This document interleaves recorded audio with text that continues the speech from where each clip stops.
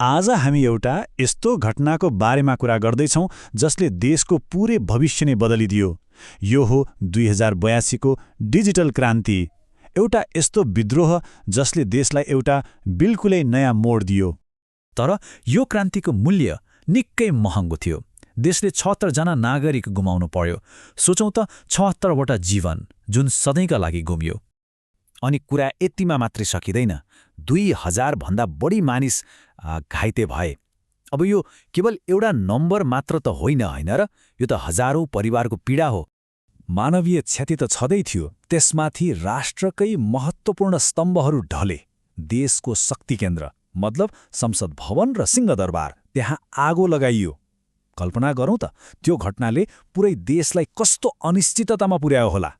ल, यति ठूलो घटना भयो, तर प्रश्न त यो हो नि, आखिर देश यो अवस्थामा पुग्यो कसरी?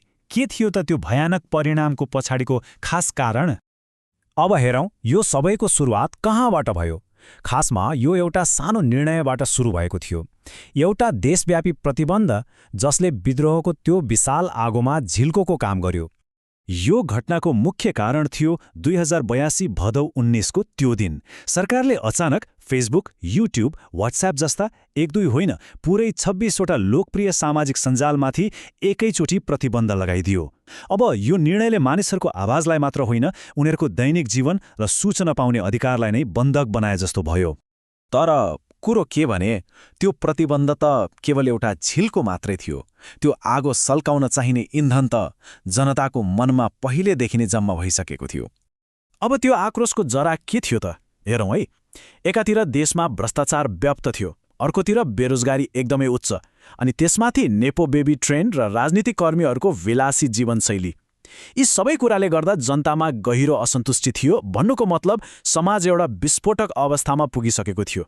त्यसो भए यो विद्रोहले केही नतिजा निकाल्यो त? अनि त्यसका लागि देशले कति मूल्य चुकाउनु पर्यो? अब यसको हिसाब किताब हेर्दा नतिजा अलि मिश्रित देखिन्छ। एकातिर राजनीतिक रूपमा ठूलो जित भयो, तर अर्कोतिर देशले ठूलो मानवीय र भौतिक क्षति पनि बेहोर्नु पर्यो। यहाँ उपलब्धि र नोक्सानीको त्यो कठोर यथार्थ एकै ठाउँमा देख्न सकिन्छ।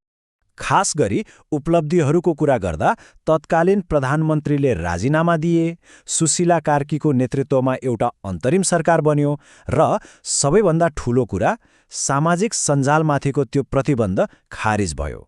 आखिरमा जनताको आवाजले परिवर्तन ल्याएरै छोड्यो।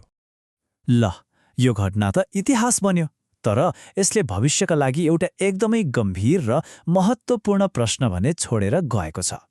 अनि त्यो प्रश्न हो सूचनाको पहुँच र सरकारी नियन्त्रण।